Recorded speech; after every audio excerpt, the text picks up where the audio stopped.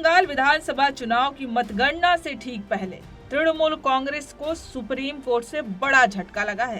क्या मतगणना प्रक्रिया पर उठे सवाल अब पूरी तरह खारिज हो चुके हैं?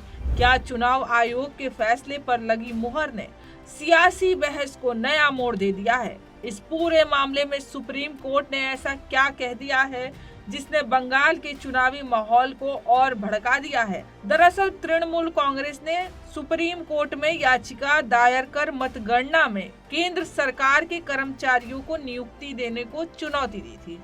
टीएमसी का आरोप था कि इससे निष्पक्षता पर सवाल उठ सकते हैं, लेकिन सुप्रीम कोर्ट ने इस याचिका को साफ तौर पर खारिज कर दिया। जस्टिस पीएस नरसिम्हा और जस्टिस जय माल्या बागची की बेंच ने कहा है कि चुनाव आयोग का फैसला पूरी तरह नियमों के दायरे में है और इसमें हस्तक्षेप की कोई जरूरत नहीं। सुनवाई के दौरान तृणमूल कांग्रेस की तरफ से वरिष्ठ वकील कपिल सिब्बल ने चुनाव आयोग पर मनमानी का आरोप लगाया, लेकिन कोर्ट ने इस दलील को स्वीकार नहीं किया। बेंच ने साफ किया है कि मतगणना के लिए कर्मचारियों की नियुक्ति चुनाव आयोग का अधिकार है। यहाँ तक कि जस्टिस बागची ने ये भी कह दिया कि अगर सर्कुलर में केंद्र के कर्मचारियों की बात होती है तब भी इससे गलत नहीं माना जाता। कोर्ट ने यह भी भरोसा दिलाया है कि मतगणना प्रक्रिया पूरी तरह पारदर्शी होगी।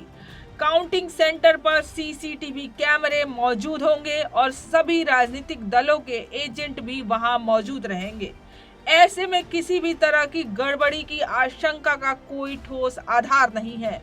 वहीं चुनाव आयोग की ओर से पेश वरिष्ठ वकील डीएस नायडू ने कहा कि पूरी याचिका केवल आशंकाओं पर आधारित है। उन्होंने साफ किया है कि सर्कुलर में कहीं भी राज्य कर्मचारियों को बाहर रखने की बात नहीं कही गई है, बल्कि रिटर्निंग ऑफिसर जो नियुक्त करता है वो खुद राज्य सरकार का अधिकारी होता है। गौरतलब है कि इससे पहले कलकत्ता हाई कोर्ट भी टीएमसी की इस याचिका को खारिज कर चुका है। हाई कोर्ट ने भी कहा है कि मतगणना प्रक्रिया में कोई गड़बड़ी होती है तो बाद में कानूनी रास्ता अपनाया जा सकता है, लेकिन सिर्फ आशंका के आधार पर हस्तक्षेप नहीं किया जा सकता।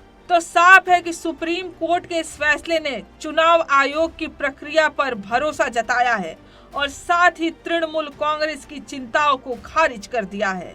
अब सबकी नजरें टिकी हैं 4 मई पर, जब मतगणना के साथ ये तय होगा कि बंगाल की सत्ता किसके हाथ में जाएगी।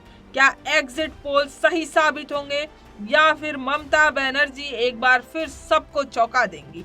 फिलहाल सियासत का सस्पेंस बरकरार है। रिपोर्ट इंडिया.com।